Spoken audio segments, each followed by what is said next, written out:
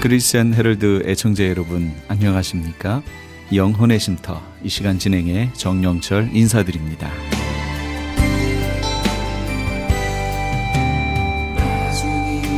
크리스천 헤럴드는 신문을 시작으로 라디오, 이제는 공중파 채널인 18.10을 통해 텔레비전으로도 함께 하실 수 있습니다. 이 시간에 방송되는 모든 목사님들의 설교를 인터넷 웹사이트 aktv1810.com을 통해 다시 들으실 수 있습니다. 하루를 귀한 말씀과 찬양으로 마감하시는 귀한 시간 되시기 바랍니다.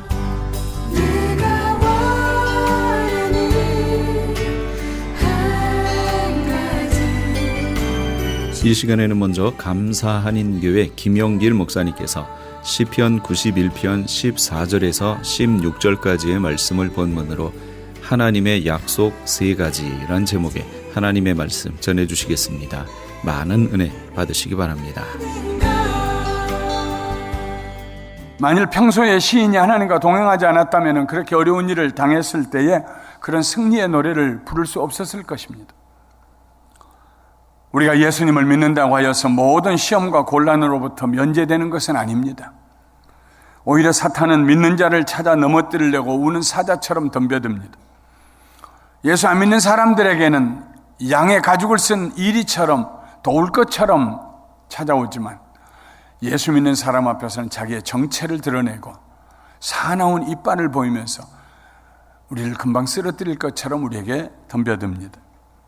사도 베드로는 이렇게 권면했습니다. 베드로전서 4장 12절에 사랑하는 자들아 너희를 연단하려고 오는 불시험을 이상한 일 당하는 것 같이 이상히 여기지 말고 오히려 너희가 그리스도의 고난에 참여하는 것으로 즐거워하라. 이는 그의 영광을 나타내실 때 너희로 즐거워하고 기뻐하게 하려 함이라 했습니다. 어려운 일을 당할 때에, 환난을 당할 때에 우리가 한 가지를 꼭 기억해야 합니다. 어떤 시험이나 환난도 예수 그리스도 안에 있는 우리를 망하게 하지 못한다는, 절대로 넘어뜨리지 못한다는 사실입니다. 우리가 시험을 이기고 나면 그리스도의 영광으로 더 영광스럽게 될 것입니다. 신앙이 업그레이드 될 것입니다. 더 강력한 믿음을 가지게 될 것입니다. 물론 시험 가운데서 영적 싸움을 하는 동안에는 괴롭고 힘들고 어렵겠지요. 베드로는 그때 앞으로 다가올 영광을 바라보면서 즐거워하라고 합니다. 어떻게 시험을 겪으면서도 즐거워할 수 있을까요? 오늘은 시편 91편을 지은 이름 없는 그러나 탁월한 믿음을 가졌던 시인으로부터 그 비결을 들어보려고 합니다. 먼저 시인은 믿음의 언어를 사용했습니다. 나는 여호와를 향하여 말하기를 그는 나의 피난처요 나의 요새요 내가 의뢰하는 하나님이라 하리니. 어떻게 말하느냐가 중요합니다. 우리의 말이 우리의 감정과 행동의 방향을 결정합니다. 이 시인이 만일 나는 이제 끝이다, 아무도 나를 도와줄 수가 없다, 하나님도 나를 도와주실 수 없다, 피할 곳이 없다, 이제 너무 늦었다, 이렇게 말했다면 그 다음에 일어날 일들은 불을 보는 것처럼 명약관화합니다. 그는 극심한 불안감과 대인 기피증에 시달리게 될 것입니다. 음식도 먹지 못하고 잠도 잘 수 없을 것입니다. 신경은 허약해지고 몸은 병들 것입니다. 성격은 둘 중에 하나가 될 것입니다. 난폭해서 다른 사람을 해치거나 아니면 자기를 해치거나 우울증에 빠지거나 정신분열에 이르거나 둘 중에 하나일 것입니다. 야고보 선생은 혀에 대해서, 우리가 사용하는 혀에 대해서 이렇게 말했습니다. 또 배를 보라. 바다 위에 떠가는 배를 보아라. 그렇게 크고 광풍에 밀려가는 것들을 지극히 작은 키로서 배 뒷꽁무니에 달려 물속에 잠겨있는 지극히 작은 키 하나, 그 키로서 사공의 뜻대로 운행하나니 이와 같이 혀도 작은 지체로 돼 큰 것을 자랑하도다. 아무리 큰 배도 선장이 마치 자동차의 운전대를 돌리는 것처럼 돌리면은 저 배 뒤에 달려있는 조그마한 그 배 전체에 비하면은 비교할 수 없이 작은 키, 그 키가 움직입니다. 움직임에 따라서 배가 왼쪽으로도 가고 오른쪽으로도 갑니다. 야고보 선생은 우리의 혀를 그 배 꽁무니에 달려있는 키에다가 비교했습니다. 혀가 있기 때문에 우리는 말할 수 있습니다. 우리의 혀를 사용해서 나오는 말이 우리의 생각과 감정과 행동을 지배합니다. 말이 우리의 미래를 지배하고 우리의 미래의 방향을 결정합니다. 악인들과 악한 일들이 폭풍우처럼 몰려올 때 이 시인은 내가 무슨 말을 해야 될까? 어떻게 말해야 될까? 하나님 앞에 묵상하면서 생각했습니다. 어떤 말을 선택할까? 내가 하나님 앞에 이제까지 가지고 있던 내 믿음을 하나님 앞에 보이고 세상에 보일 수 있으려면 뭐라고 말해야 할까? 그러다가 그의 말씀에 마음속에 세 가지를 결정합니다. 내가 이렇게 말해야지. 입을 열었습니다. 그리고 하나님 앞에서 모든 사람이 듣는 앞에서 자기 자신에게 그는 말합니다. 하나님은 나의 피난처시다. 피난처는 급히 숨을 곳입니다. 시도 때도 없이 쳐들어오는 적들과 대면하며 살던 구약시대에는 안전한 피난처가 절실했습니다. 마치 미국의 중서부에 아무 때나 오는 토네이도를 피하기 위하여서 집 아래 지하실을 만들어 놓은 것처럼 그들에게는 피난처가 필요했습니다. 어디에 숨으면 안전할까? 하나님은 나의 피난처시다. 인생이 폭풍이 몰아칠 때 내가 피할 곳은 어디입니까? 마음속에 먼저 떠오르는 사람이 누구입니까? 혹은 장소가 어디입니까? 그때 사랑하는 성도 여러분, 폭풍우가 몰아쳐올 때에 지체하지 아니하고 두 손을 들고 소리를 높여 외치기를 하나님이 내게 피난처가 되셨습니다. 고백하시는 여러분과 내가 되시기를 주님의 이름으로 축원합니다. 시인은 두 번째 말을 했습니다. 하나님은 나의 요새이시다. 피난처가 숨는 곳이라면 요새는 전쟁을 준비하는 곳입니다. 싸우는 곳입니다. 요새는 적의 공격에서 자신을 보호하면서 적을 향하여 화살을 쏘고 돌을 굴려내고 뜨거운 기름을 쏟아 붓는 자리입니다. 요새는 높은 곳에 있어서 적이 쉽게 공략할 수 없습니다. 견고하고 안전합니다. 하나님으로 자기의 요새를 삼는 사람은 단순히 피난처로 들어가는 사람이 아닙니다. 누가 하나님을 무너뜨릴 수 있습니까? 하나님이 나의 요새입니다. 다시 싸우고 이기기 위하여서 하나님 안에서 영혼육이 새로 힘을 얻어 하나님과 함께 싸우기 위하여서 능력을 얻고 나가는 하나님은 나의 요새이시다. 단순히 피하는 사람이 아닙니다. 선한 싸움을 싸우기로 작정한 사람입니다. 시인은 나가서 하나님은 내가 의뢰하는 유일한 분이시다 하고 고백했습니다. 하나님은 나의 피난처시다. 하나님은 나의 요새이시다. 하나님은 내가 절대적으로 의뢰하는 나의 하나님이시다. 시인은 하나님을 절대 신뢰했습니다. 의심하지 않았습니다. 하나님께서 시인에게 말씀하십니다. 일어나라, 나와 함께 전장터로 나가자. 싸우러 나가자. 내가 너와 함께 가리라. 너의 대적을 내가 발로 밟으리라. 언제나 한 발짝 앞서가셔서 대적을 밟고 계시는 하나님의 능력을 체험합니다. 하나님과 함께 싸우기 위하여 그는 요새로부터 나갈 준비가 되어 있습니다. 다윗이 그런 경험을 했습니다. 시편 18편 29절과 108편 13절에 다윗은 이렇게 말합니다. 내가 주를 의뢰하고 적군을 향해 달리며 내 하나님을 의지하고 담을 뛰어넘나이다. 말을 의지하지 않았습니다. 군인들을 의지하지 않았습니다. 내가 하나님을 의지하고 담을 뛰어넘습니다. 적군을 향하여 달려갑니다. 우리가 하나님을 의지하고 용감히 행하리니 그는 우리의 대적들을 밟으실 자이심이니라. 아무리 무성한 가시는 풀이 있어도 하나님이 밟고 가십니다. 땅에다 쓰러뜨리십니다. 내가 싸울 것이 없습니다. 너희는 잠잠히 서서 보라, 내가 너희를 위하여 싸우리라. 여호사밧 왕에게 말씀하셨던 하나님은 지금도 우리 하나님, 동일하신 하나님이신 것을 믿습니다. 뭐라고 말해야 할까? 이 어려운 일을 당했는데 내가 뭐라고 입을 열어야 할까? 지존하신 자의 높이 계신 하나님의 자리에 거처를 정하고 하나님의 날개 아래 늘 살던 이 시인은 입을 열어 세 가지를 말했습니다. 하나님은 나의 피난처시다. 하나님은 나의 요새이시다. 내가 하나님만 의뢰하리라. 나아가서 이 시인은 그가 고백한 이 세 가지의 신앙을 깊이 묵상했습니다. 하나님께서 그의 피난처가 되시고 그의 요새가 되시고 그가 의뢰하는 유일한 믿음의 대상이 되신다면 그의 삶에 어떤 일이 일어날까를 생각했습니다. 그것이 묵상입니다. 하나님의 말씀을 입으로만 고백하는 것이 아니라, 신앙을 입으로만 고백하는 것이 아니라 내가 고백한 그 신앙을 마음으로 되새김질하면서 생각하고 묵상합니다. 묵상은 글자와 언어를 그림으로 바꾸는 작업입니다. 묵상하다 보면은 내가 읽었던 하나님의 말씀, 내가 고백했던 신앙의 고백들이 움직이기 시작합니다.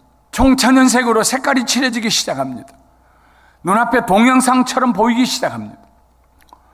그러면서 마음속에, 영혼 속에 확신이 밀려오기 시작합니다. 다른 사람이 알 수 없는 확신, 자기만 볼 수 있는 확신. 시인은 먼저 첫 장면을 봅니다.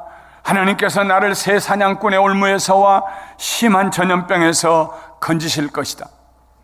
새 사냥꾼의 올무나 전염병이나 눈에 보이지 않습니다. 새가 봤으면 거기 안 걸리죠. 너무나 가는 실로 만들어 놨어요. 그물처럼. 그래서 새가 갑자기 놀라서 날아가다가 그 그물에 걸립니다. 잡힙니다. 새 사냥꾼의 올무입니다. 나는 못 보지만 하나님은 보세요.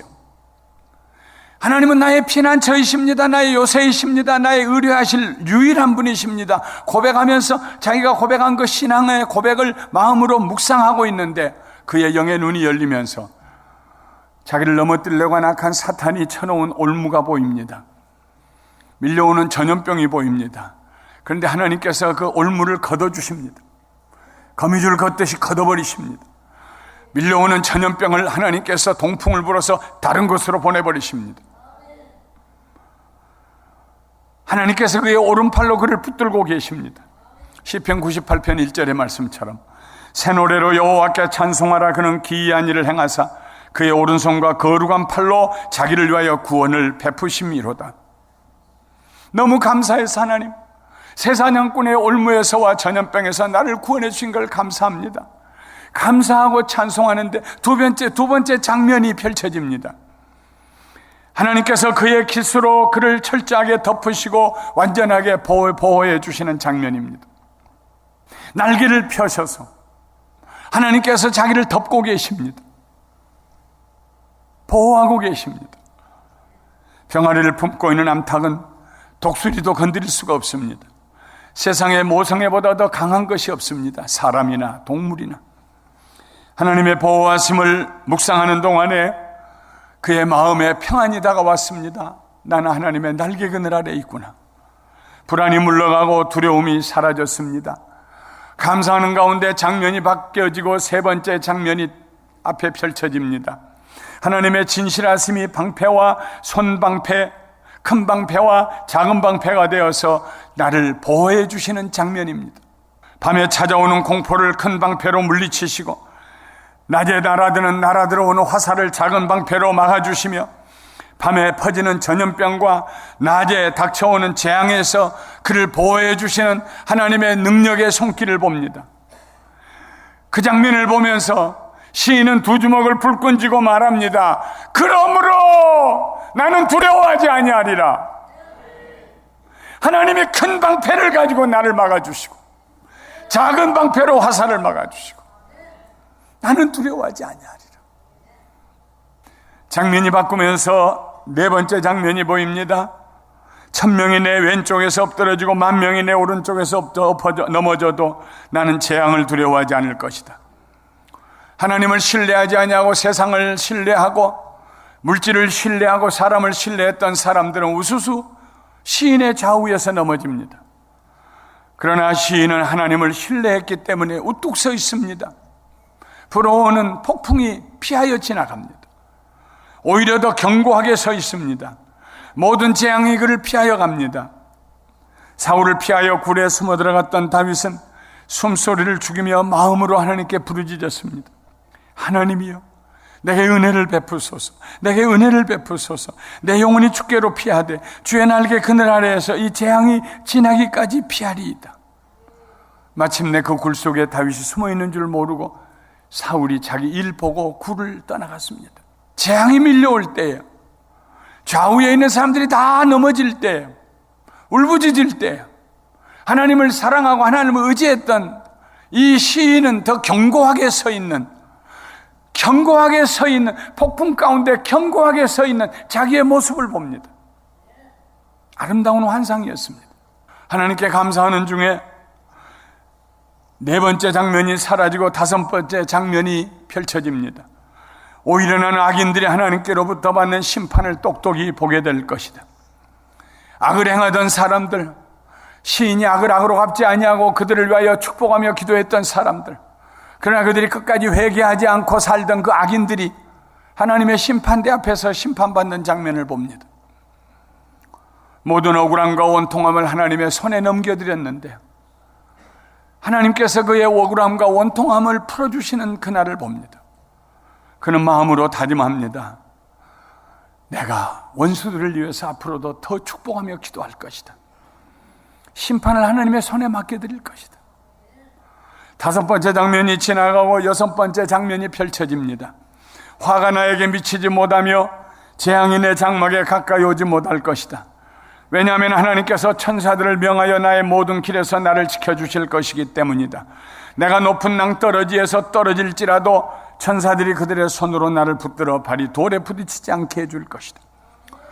그의 장막에 재앙이 밀려옵니다. 낭떠러지에 서 있다가 갑자기 발을 잘못 디뎌서 낭떠러지로 떨어집니다. 그런데 어디에서 왔는지 모르는 천사들이 날아와서 자기의 두 팔의 겨드랑이를 붙잡고 사뿐히 저 아래에 있는 바위 위에 서게 합니다. 히브리서 1장 14절에 모든 천사들은 섬기는 영으로서 구원받을 상속자들을 위하여 섬기라고 보내심을 받았다고 기록하고 있습니다.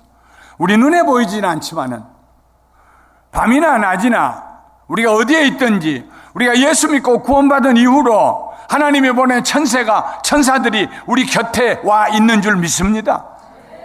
천사들 숭배할 필요 없어요. 천사들을 부를 필요도 없어요. 우리를 돌보기 위해서, 우리를 돕기 위해서 와 있습니다. 하나님이 보내셨습니다. 사도행전 12장에 보면은 감옥에 갇혀있는 베드로를 천사가 와서 구출하는 장면이 있습니다. 4명씩 12명이 삼겹으로 지키고 있는데 천사가 베드로의 옆구리를 발로 차서 깨우고 그리고 베드로를 데리고 나갑니다. 옥문이 열리고 두 사람이 천사와 베드로가 나가는데 아무도 못 봐요. 그것이 천사가 하는 일이에요. 신비한 일이에요. 눈이 열리고 영의 눈이 열리고 나는 하나님으로 피난처를 삼습니다. 나는 하나님으로 요새를 삼습니다. 하나님만 의지하겠습니다. 신앙 고백했던 이 시인, 그 말씀을 붙들고 하나님 앞에 기도하는데 영의 눈이 열리고 천사가 자기를 돕는 장면을 봅니다.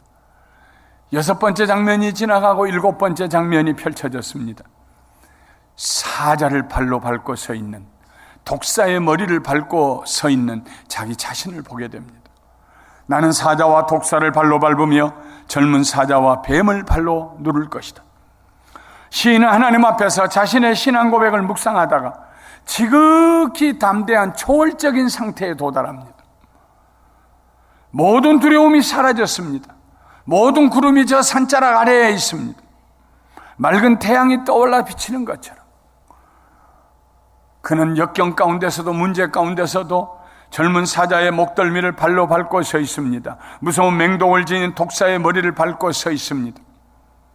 더 이상 문제가 그에게 문제가 되지 않습니다. 악을 행하는 사람이 그에게 더 이상 거치장거리지가 않습니다. 밟고 서 있습니다. 완전한 승리입니다. 시인은 하나님 앞에 바른 신앙을 고백하기로 작정하고 하나님은 나의 피난처이십니다. 하나님은 나의 요새가 되십니다. 나는 하나님만 의지하겠습니다. 이 세 가지 신앙 고백을 가지고 마음속에 묵상하고 되새김질하며 기도하며 그 신앙 고백을 붙들고 있는 동안에 그의 영의 눈이 열리고 그의 삶에 일어날 일곱 가지 장면을 봅니다. 그러는 동안에 그의 마음에 확신이 들어오고 확신의 절정에 이르게 됩니다.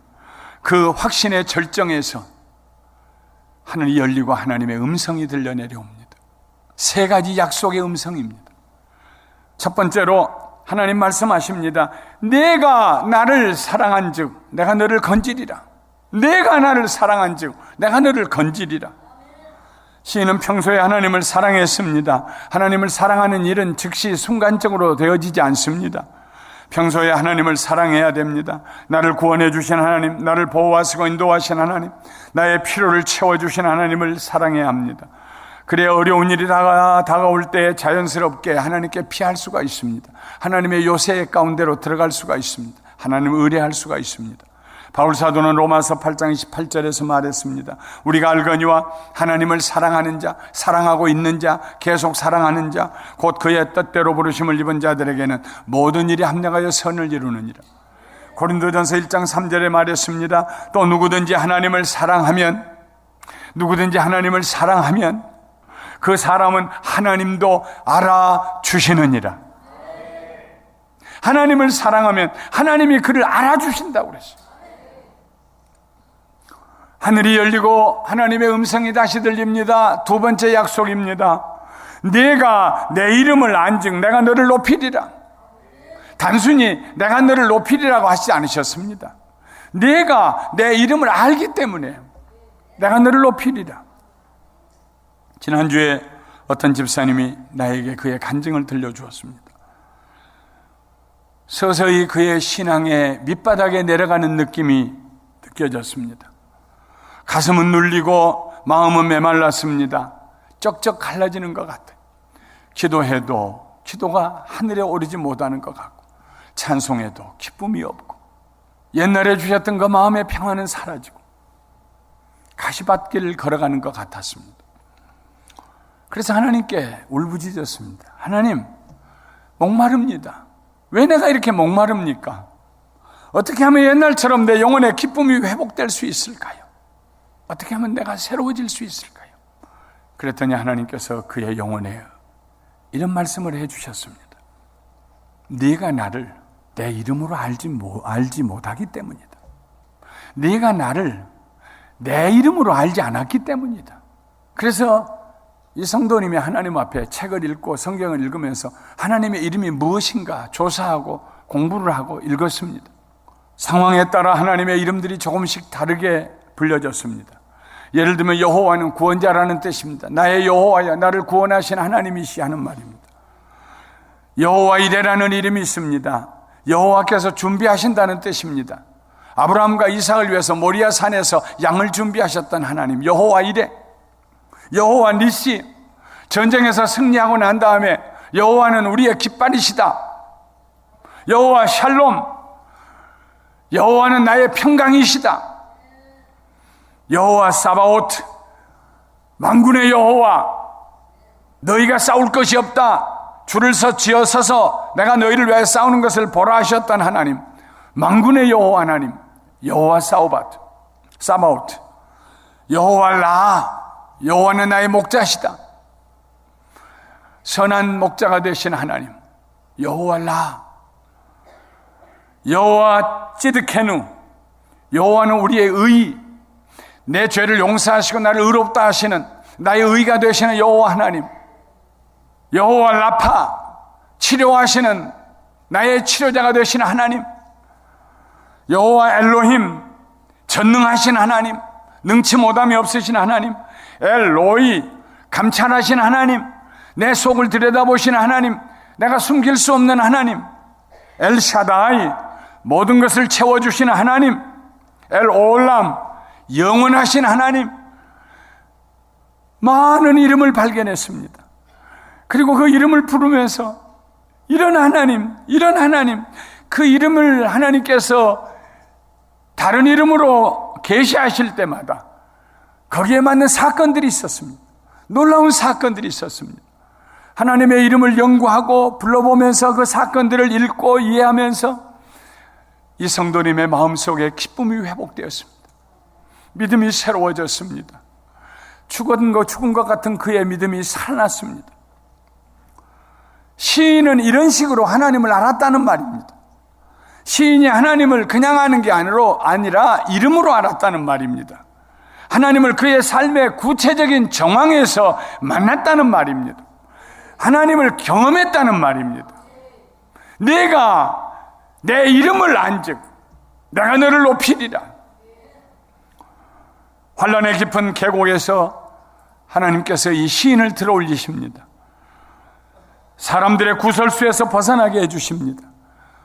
그에게 영광의 멸관을 씌워주십니다. 네가 내 이름을 안즉 내가 너를 높이리라. 세 번째 음성이, 하나님의 약속의 음성이 들렸습니다. 네가 내게 간구하리니 내가 응답하리라. 네가 내게 간구하리니 내가 응답하리라. 무엇을 응답하시겠는가? 구체적으로 말씀하십니다. 네가 환난을 당할 때 내가 너와 함께하리라. 내가 너를 건지리라. 내가 너를 영화롭게 하리라. 내가 장수함으로 너를 만족하게 하리라. 그리고 나의 구원을 너에게 보이리라. 세상에 많은 사람들이 도움을 요청해도 도와줄 사람이 없습니다. 자기 살기 바쁜데 누가 도와줍니까? 부모나 형제나 사회나 나라도 도와줄 수 없는 일들이 많이 있습니다. 그러나 우리가 하나님을 사랑하고 그의 이름을 알 때, 그리고 하나님 앞에 두 손 들어 간구할 때 하나님이 응답해 주십니다. 내가 나를 사랑한즉 내가 너를 도와주고 구원하여 내리라. 네가 내 이름을 안즉 내가 너를 높이리라. 네가 내게 간구하리니 내가 응답하리라. 응답하시되 좋은 것으로 응답하십니다. 우리의 모든 필요를 채워주십니다. 우리의 병을 치료하십니다. 갈 바를 알지 못하는 우리를 의로운 길로 인도하십니다. 비천에 처했던 우리를 영화롭게 하십니다. 외롭게 걸어가는 길에 우리의 손을 붙잡으시고 우리와 함께 걸어가십니다. 내가 너를 떠나지 아니하리라. 말씀을 마치겠습니다.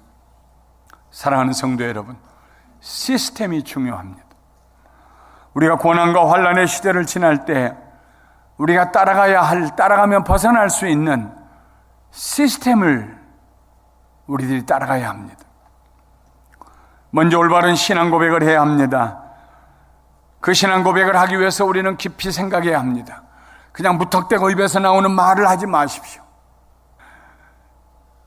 잘 준비되고 선별된 말을 하십시오. 하나님은 나의 피난처가 되십니다. 하나님은 나의 요새가 되십니다. 내가 의뢰하는 하나님이십니다. 나는 이렇게 말하리라. 그리고 그렇게 말하십시오. 고백하십시오. 그리고는 입술의 신앙 고백을 마음의 묵상을 통해서 선명한 그림으로 바꾸십시오. 그때 하나님의 약속의 말씀이 하늘로부터 우리에게 들려올 것입니다. 내가 너를 건지리라. 네가 나를 사랑하기 때문에. 내가 너를 높여주리라. 네가 나를 내 이름으로 알기 때문에. 내가 너에게 응답하리라. 네가 나에게 간구하기 때문에. 그러면 상황이 끝납니다. 모든 상황이 종료됩니다. 들려오는 소문이 우리와 상관이 없습니다. 이제는 하나님을 찬양하는 일만 남았습니다.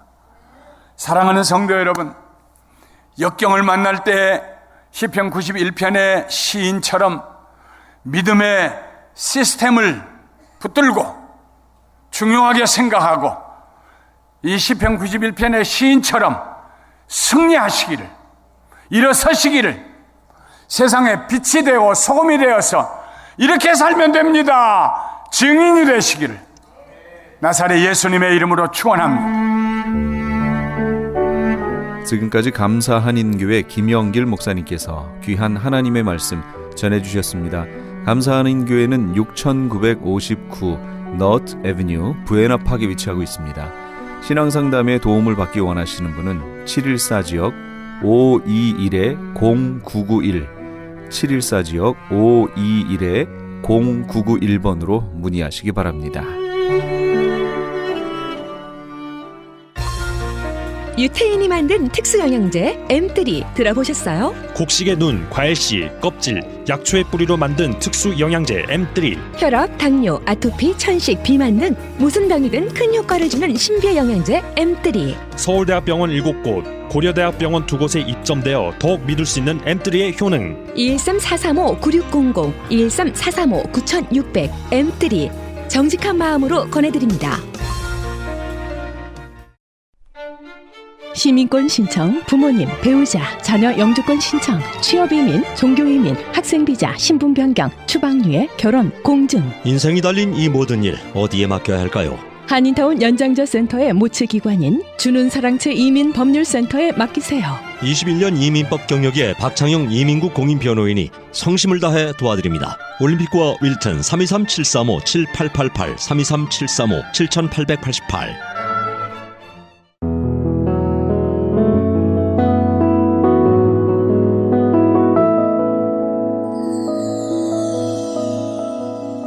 지금 여러분께서는 AM 1650과 인터넷을 통해 미 전역과 전 세계로 방송되는 크리스찬 헤럴드의 영혼의 쉼터 함께하고 계십니다.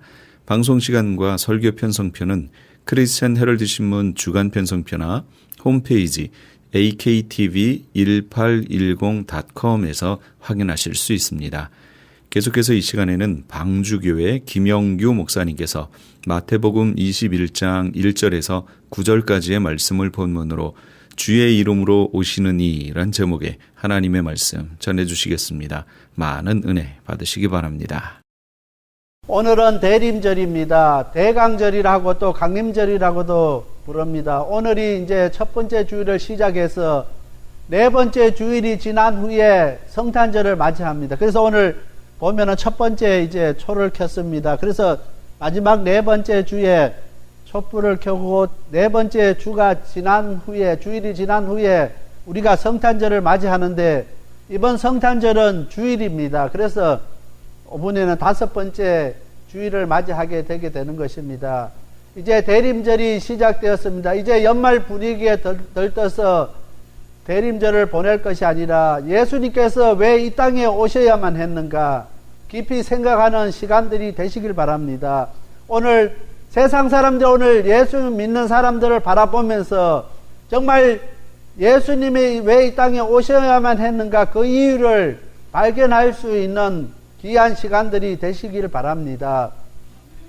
첫 번째로 예수님께서 십자가의 사건은 그냥 예수님께서 돌변적인 결단에 의한 것이 아니라 미리 준비했던 사건인 것입니다. 1절 말씀입니다. 저희가 예루살렘에 가까이 와서 감람산 벳바게에 이르렀을 때 예수께서 두 제자를 보내시며 예수님의 공생의 마지막 한 주간은 예루살렘에 입성해서 시작됩니다. 그리고 십자가를 향한 긴박한 시간들이 한 주간을 전개하고 있습니다. 예수님께서 예루살렘에서 입성하실 때 그 시간은 6월절입니다. 예루살렘과 그 주변 마을은 그 6월절 순례객들로 메어져 있습니다. 6월절일 행사가 되면은 예루살렘에서 30km 이내에 있는 12살, 성인 12살 이상의 남자는 모두 다 이 6월절 행사에 참여해야 되는 것입니다. 그래서 예루살렘에서 30km 안에 있는 모든 12살 이상의 성인 남자는 다 예루살렘으로 와야 됩니다. 그뿐만 아니라 세계 각지에 흩어져 있던 많은 유대인들이 그들의 민족의 가장 큰 절기를 지키기 위해서 모여들었습니다. 예수님께서는 이보다 더 좋은 극적인 순간을 선택할 수 없다고 생각했습니다.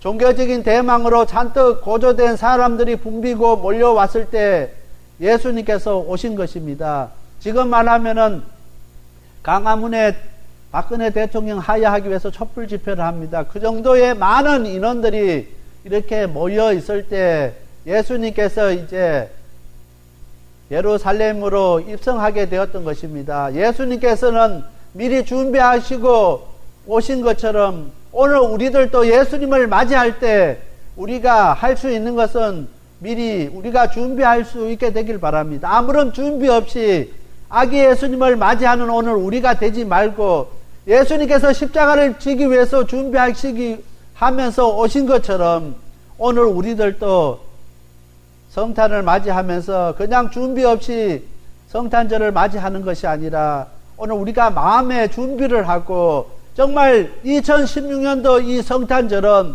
우리 생애에서 가장 기쁘고 즐겁고 감사하는 정말 하나님 아버지 앞에 영광을 돌리는 귀한 그런 준비된 성탄절이 다 되시길 바랍니다. 두 번째로 예수님께서 미리 나귀와 나귀 새끼를 준비해 두셨습니다. 3절 말씀입니다. 만일 누가 무슨 말을 하거든 주께서 서시겠다 하라. 그리하면 즉시 보내리라 하시니, 예수님께서 나귀를 타신 것은 스가랴서 9장 9절 말씀을 통해서 이 왕은 겸손하여서 가난하고 낮아진 하나님의 백성에 어울리는 왕을 이야기하고 있게 되는 것입니다. 오늘 우리는 왕을 생각하면 왕은 말을 타고 이렇게 모든 사람들 앞에 나타나는 것으로 생각합니다. 그런데 성경에 보면은 왕이 말을 탈 때는 전쟁을 이야기합니다. 그런데 왕이 나귀를 탈 때는 평화를 뜻하는 것입니다. 평상시에 평화로울 때는 왕이 나귀를 타고 이제 입성을 하게 되는 것입니다. 또한 나귀는 왕이 겸손하고 평화를 상징하는 것을 뜻합니다. 그래서 오늘 스가랴서 9장 9절 말씀을 통해서 예수님은 겸손하고 가난하고 낮아진 하나님의 백성에 어울리는 왕으로 오신다는 것입니다. 부자고 정말 모든 것을 갖춘 그 사람들 위해서 오신 것이 아니라 정말 가난하고 낮아진 하나님의 백성을 위해서 예수님께서 이 땅에 오신 것을 우리가 기억해야 됩니다. 창세기 49장 11절 말씀입니다. 그의 나귀를 포도나무에 메어 그 암나귀 새끼를 아름다운 포도나무에 맬 것이며 또 그 옷을 포도주에 빨며 그 복장을 포도주에 빨리로다. 나귀는 메시아에 대한 기대를 표현하는 말씀입니다. 예수님께서 나귀와 나귀 새끼를 통해서 창세기부터 구약에 약속했던 그 하나님의 말씀을 성취하기 위해서 오신 예수님인 것을 성경은 보여주시고 계십니다. 오늘 3절 말씀에 보면은 주가 서시겠다는 말은 예수님께서 예정하신 시간이 왔다는 것을 그 나귀를 갖고 있는 그 소유자에게 알도록 미리 이야기하고 있는 것입니다. 그 나귀를 소유한 사람들에게 이제 예정한 시간이 다 되는 것을 이야기하고 있게 되는 것입니다. 오늘 우리가 두 번째 읽은 본문 말씀입니다. 로마서 13장 11절 말씀입니다. 또한 너희가 이 시기를 알거니와 자다가 깰 때가 벌써 되었으니 이는 이제 우리의 구원이 처음 믿을 때보다 가까웠음이니라. 오늘 예수님께서 주가 서시겠다고 말씀하신 것처럼 오늘 예수님께서 우리 한 사람 한 사람을 부르시면서 오늘 우리를 향하여서 주가 서시겠다고 말씀하시고 계시는 것입니다. 오늘 우리는 로마서 13장 11절 말씀을 통해서 정말 처음 믿을 때보다 우리 주님 오실 날이 점점 가까운 것을 우리가 깨달아야 되는 것입니다. 그래서 우리가 자다가 깰 때가 벌써 된 것을 우리가 기억하고 이제는 우리가 깨어있는 오늘 우리가 다 되어야 되겠습니다. 이 대림절을 맞이하면서 우리의 영적 상태를 우리가 한번 바라볼 수 있게 되길 바랍니다. 오늘 나귀의 그 주인에게 주가 서시겠다고 말씀하심으로 예정한 시간이 왔다는 것을 일깨워줬던 우리 예수님께서 오늘 우리를 향하여서 이제 다시 오실 그 주님에 대해서 이야기합니다. 그 주님 오실 날이 점점 가까워하는 것을 이야기합니다. 이제 자다가 깰 때가 되는 것을 우리에게 말씀하고 있습니다. 2016년도 이 대림절을 맞이하면서 정말 우리가 영적으로 깨어있는지 깊은 잠에 빠져있는지 우리 자신들을 바라볼 수 있게 되길 바랍니다. 예수님께서는 그 나귀 주인에게 주가 서시겠다는 말씀을 통해서 이제 우리 주님께서 예정하신 그 시간이 왔는 것을 가르쳐 준 것처럼 오늘 우리는 이 2016년도 대림절을 맞이하면서 이제 그 주님께서 다시 오실 날이 가까워지는 것을 우리가 기억해야 됩니다. 이는 이제 우리의 구원이 처음 믿을 때보다 가까웠습니다. 점점 우리 주님 오실 날이 가까운 것을 우리가 기억해야 됩니다. 기억하고 우리가 깨어 있어야 되는 것을 꼭 기억할 수 있게 되길 바랍니다. 세 번째로 예수님은 주님의 주의 이름으로 오시는 입니다. 9절 말씀입니다. 앞에서 가고 뒤에서 따르는 무리가 소리 높여 이르되 호산나 다윗의 자손이여 찬송하리로다. 주의 이름으로 오시는 이여 가장 높은 곳에서 호산나 하더라. 마태는 예수님을 오늘 9절 말씀에 보면은 다윗의 자손이라고 표현하고 있습니다. 그런데 오늘 마가는 마가복음 11장 10절에 보면은 찬송하리로다 오는 우리 조상 다윗의 나라여 가장 높은 곳에서 호산나 하더라. 마태는 예수님을 다윗의 자손이라고 이야기했고, 마가는 우리 조상 다윗의 나라여, 한 사람은 다윗의 나라라고 표현했고 마태는 다윗의 자손이라고 오늘 9절에 표현하고 있습니다. 다윗의 자손이라고 하는 것, 이 칭호는 마태에게서 아주 중요한 표현인 것입니다. 마태복음 9장 27절 말씀입니다. 예수께서 거기에서 떠나가실 때 두 명인이 따라오며 소리질러 가로되 다윗의 자손이여 우리를 불쌍히 여기소서 하더니, 첫 번째로 예수님이 다윗의 자손이라는 사실을 이 두 명인이 고백하게 되는 것입니다. 그래서 오늘 마태복음에서 마가와 달리 예수님을 다윗의 자손이라고 표현하게 되는 것입니다.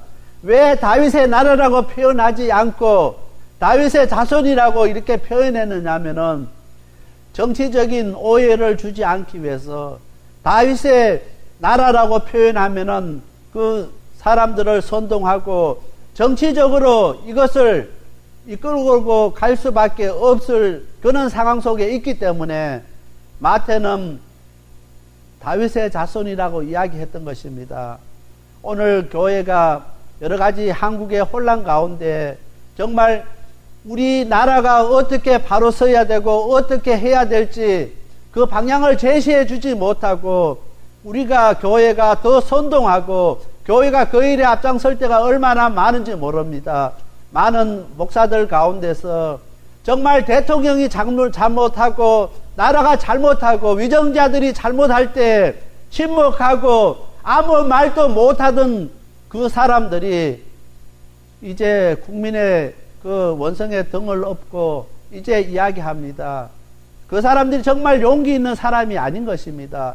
정말 다른 사람들이 침묵하고 다른 사람들이 아무 말을 못할 때 정말 말할 수 있는 사람, 잘못되었다고 이야기할 수 있는 사람이 정말 용기 있는 사람이고 정말 하나님 기뻐하시는 사람인 것입니다. 모든 사람이 잘못되었다고 떠들 때 같이 서서 똑같이 욕하면은, 똑같이 잘못됐다고 하면은 안 되는 것입니다. 오늘 마태는 그것을 이야기합니다. 정말 마태도 마가처럼 한 다윗의 나라여 표현할 수 있습니다. 거기에 그렇게 한영하는 그 사람들을 선동해서 예수님을 정말 이스라엘의 왕으로 추대하고 정말 로마의 그 속박으로부터 벗어날 수 있는 길을 만들 수 있게 됩니다. 그렇지만은 마태는 국민들을 그렇게 선동하지 않았습니다. 그 사람들을 선동하지 아니하고 다윗의 자손이라는 그 단어를 사용해서 정말 예수님은 다윗의 아들이라고 그렇게 표현하게 되는 것입니다. 그래서 마태복음에서 다윗의 자손이라고 이렇게 표현되어 있는 내용들이 있는데, 마태가 아주 의미 있게 정말 이것을 그냥 표현하는 것이 아니라, 마가처럼 그냥 표현한 것이 아니라 정치적인 의도를 없애기 위해서, 정말 자신은 정치적으로 아무런 관계가 없다는 것을 말하기 위해서 다윗의 자손이라고, 다윗의 나라라고 표현하지 아니하고 다윗의 자손이라고 이야기하게 되는 것입니다. 그래서 오늘 우리는 정말 어렵고 힘든 이 시대를 살아가고 있습니다. 이 시대 정말 하나님의 자녀, 하나님의 백성으로서 우리가 어떻게 행동하고 우리가 어떻게 말해야 되고 우리가 어떻게 해야 되는지를 깊이 생각할 수 있는 저와 우리 모든 성도님들이 다 되시길 바랍니다. 첫 번째, 이 나라가 이렇게 어렵고 힘든 것은 우리가 하나님 아버지 앞에 기도하지 못한 것입니다. 정말 그 나라 정치하는 사람들, 위정자들이 모든 사람들이 잘못되어 가도 우리가 하나님 아버지 앞에 우리 자신들이 회개하지 않았기 때문에 이런 일들이 생기게 된다는 것입니다. 정말 어렵고 힘든 이 시대, 이때 우리 주님께서 주의 이름으로 오시게 되는 것입니다. 정말 우리에게만 주님의 이름으로 오시는 예수님이 아니라 모든 사람에게 주의 이름으로 오시는 예수님이 될 수 있도록 해야 되는 것입니다. 그냥 모든 사람이 즐기고 마시고 향락을 즐기고 하는 세상적인 성탄절이 아니라 정말 예수님을 주의 이름으로 맞이하고 주님의 이름으로 영접하는 오늘 우리가 되어야 된다는 것입니다. 시편 118편 26절 말씀입니다. 여호와의 이름으로 오는 자가 복이 있으며 우리가 여호와의 집에서 너희를 축복하였도다. 여호와의 이름으로 오는 자가 주의 이름으로 오시는 사람인 것입니다. 정말 주의 이름으로 오시는 이는 우리에게 복을 주기 위해서, 축복하시기 위해서 우리에게 오는 것입니다. 오늘 우리만 우리 주님께서 주시는 그 복을 누리고 끝나는 것이 아니라 오늘 우리가 만난 사람들에게 그 예수님의 이름으로 그 복을 나눠줄 수 있는 저와 우리 모든 성도님들이 다 되시길 바랍니다. 그래서 시편 118편 26절에 여호와의 이름으로 오는 자가 복이 있으며 우리가 여호와의 집에서 너희를 축복하였도다. 정말 우리를 통해서 이 대림절 성탄절 기간 동안에 많은 사람들이 축복받기를 원합니다. 우리 예수님께서 주시는 여호와의 이름으로 오시는 자의 그 복을 누릴 수 있는 오늘 우리와 우리의 만나는 모든 사람들이 다 되시길 바랍니다. 그래서 오늘 대림절을 시작으로 이 성탄절 2016년도 성탄절에는 정말 우리가 만나는 사람들에게 우리 예수님께서 우리에게 복을 주시기 위해서 오시는 그 예수님이신 것을 우리가 이야기하고 그들에게 가르쳐줘야 할 책임이 있게 된다는 것입니다. 이스라엘 백성들이 기다렸던 메시아는 여호와의 이름으로 오는 자였습니다. 그럴 때 할 때 오늘 9절 말씀에 백성들이 호산나 외쳤습니다. 그런데 이 호산나는 이제 구원하소서라는 뜻입니다. 고난에 처한 백성이 자기들의 왕이나 신에게 도움을 청할 때 외치는 소리입니다. 호산나. 이제 구원하소서. 그런데 오늘 이스라엘 백성들이 호산나 외쳤는데 본래 의미가 상실되어 이 백성들은 정말 이제 우리를 구원해달라는 그 외침이 아니라 정말 이제 예수님께서 오심으로 로마의 압제로부터 우리가 자유함을 누리고 이제 예수님께서 오심으로 말미암아 우리에게 진정한 자유를 누릴 수 있다고 생각했습니다. 그 이스라엘 사람들은, 백성들은 예수님이 오심으로 이제 우리는 진정한 해방을 맛본다는 것을 깨달았던 것입니다. 그래서 그 사람들이 호산나 외쳤을 때 만세 그 의미로 사용되었습니다. 정말 그들이 정말 예수님이 오셨을 때 호산나 외치면서 예수님 이제 우리를 구원하여 달라고, 고난에 처한 우리 백성들을 우리 예수님께서 구해달라고 그렇게 외친 것이 아니라 인간적으로 판단했습니다. 인간적으로 생각했습니다. 예수님만 오시면은 모든 것이 다 해결될 줄 알았습니다. 그래서 그들은 만세를 외쳤습니다. 이제 모든 것이 다 끝났다고 생각했습니다. 오늘 우리들도 이 대림절을 맞이하면서 우리가 호산나 외치면서 정말 이제 모든 것이 끝났다고 생각하는 성도님들이 있습니까? 정말 우리가 겸손하게 하나님 앞에 무릎 꿇고 고난에 처한 우리 백성들을 우리 하나님 불쌍히 여겨달라고, 지금 두고 온 조국 대한민국이나 이 미국이나 혼란에 빠져 있습니다. 이 혼란으로부터 진정 잠든 평안을 우리에게 달라고 우리 예수님께 기도하는 저와 우리 모든 성도님들이 다 되시길 바랍니다. 호산나 이제 우리를 구원하여 주시옵소서. 예수님, 주님의 이름으로 오시는 예수님, 오늘 우리를 구원해 달라고 기도하는 저와 우리 모든 성도님들이 다 되시길 바랍니다. 이 대림절 기간 동안에 더욱더 하나님 앞에 무릎 꿇는 오늘 저와 우리 모든 성도님들이 다 되시길 바랍니다. 세상 사람들이 다 욕할 때, 다 잘못되었다고 떠들 때, 오늘 하나님의 자녀, 하나님의 백성은 하나님 이 얼음으로부터 이 나라를 구원해 달라고, 이 나라를 지켜 달라고, 이 미국으로부터, 이 혼란으로부터 우리를 지켜 달라고, 이 백성들을 지켜 달라고 하나님 앞에 눈물을 흘리며 기도하는 사람들이 다 돼야 된다는 것입니다. 그 어느 때보다 어렵고 힘든 때 대림절을 맞이합니다. 예수님께서 왜 이 땅에 오셔야만 했는가?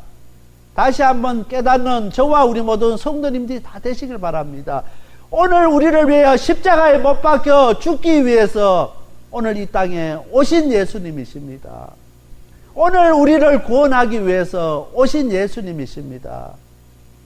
점점 성탄절의 본래 의미가 이렇게 상실되고 너무나 세상적으로 흘러갈 때가 너무나 많이 있습니다. 이 시대에 정말 다시 한번 우리가 그 성탄의 의미를 우리의 몸으로, 우리의 삶으로 우리가 만나는 사람들에게 그 의미를 전하고 정말 예수님께서 왜 이 땅에 오셔야만 했는가 그 사실을 온전히 바로 가르쳐주는 오늘 저와 우리 모두 성도님들이 다 되시길 바랍니다. 예수님께서 나귀 새끼를 타고 오신 것은 예수님께서 왕궁에 영접할 것이 아니라 오늘 그 한 사람 한 사람 호산나를 외치고 그 마중 나갔던 그 사람들 마음에 영접하라는 최후의 예수님의 호소인 것입니다.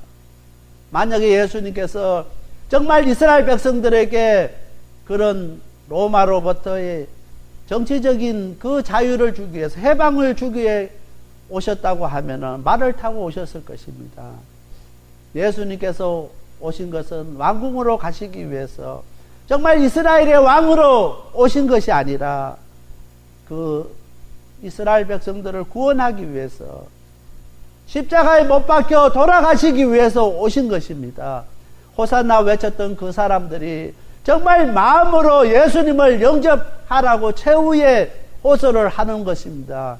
그러기 하기 위해서 나귀 새끼를 타고 이렇게 너무나 힘없이 입성하는 것입니다.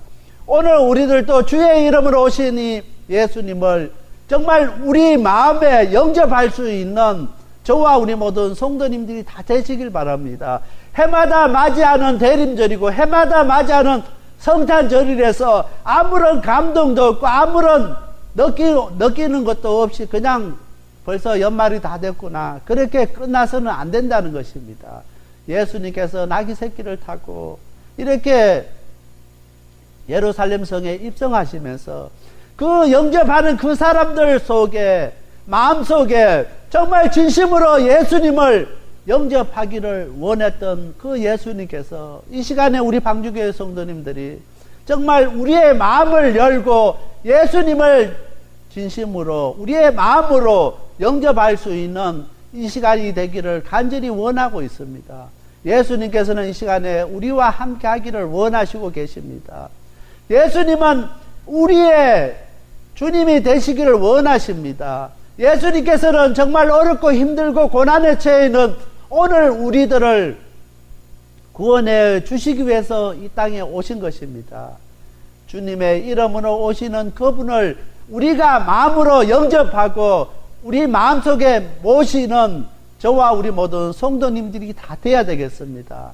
그냥 오늘 첫 번째 벌써 대림절 주일이구나 벌써 연말이 가까웠구나 그렇게 보내는 것이 아니라 정말 우리 생애에서 가장 의미 있고 정말 우리들 마음속에 예수님을 모실 수 있는 그런 대림절이 다 되시길 바랍니다.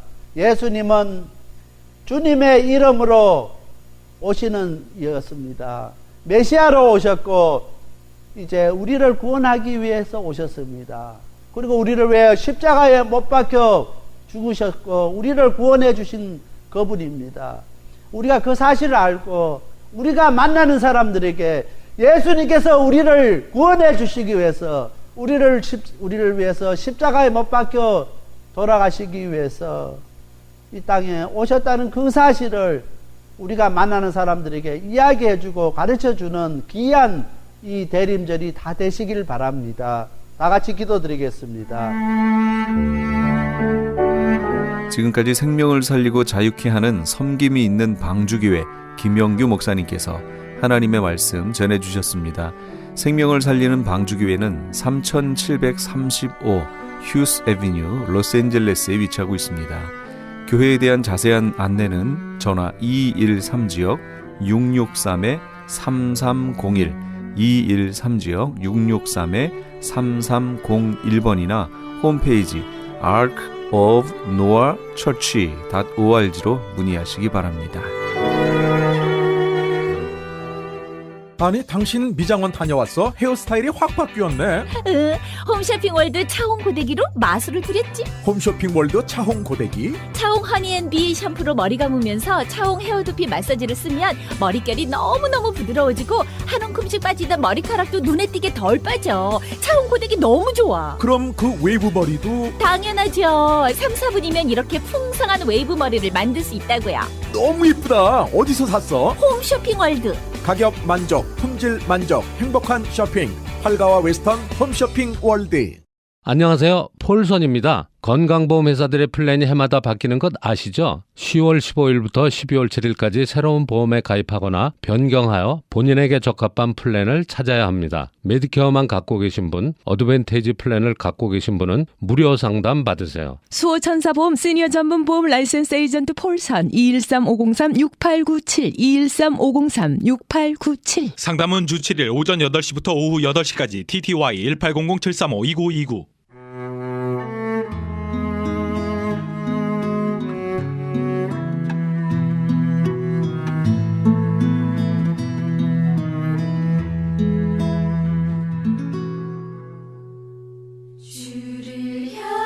그러나 내게는 우리 주 예수 그리스도의 십자가 외에 결코 자랑할 것이 없으니 그리스도로 말미암아 세상이 나를 대하여 십자가에 못 박히고 내가 또한 세상을 대하여 그러하니라. 갈라디아서 6장 14절 말씀입니다.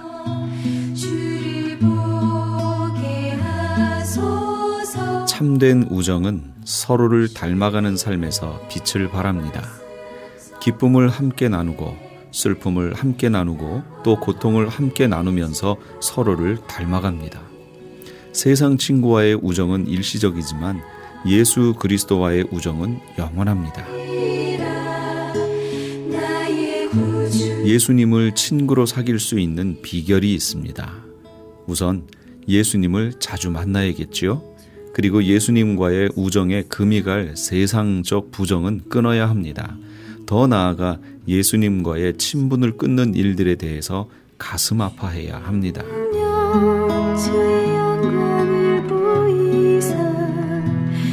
친구 되신 예수님과 닮아가고 계십니까? 오늘 이 밤 내가 예수님과 닮은 부분은 어떤 부분이 있는지 자신을 돌아보시는 그런 밤이 되시기 바랍니다. 지금까지 크리스천 헤럴드 방송에서 보내드린 영혼의 쉼터의 정영철이었습니다. 고맙습니다. 내 모든 것 주께 드리리 나의 구주 나의 친구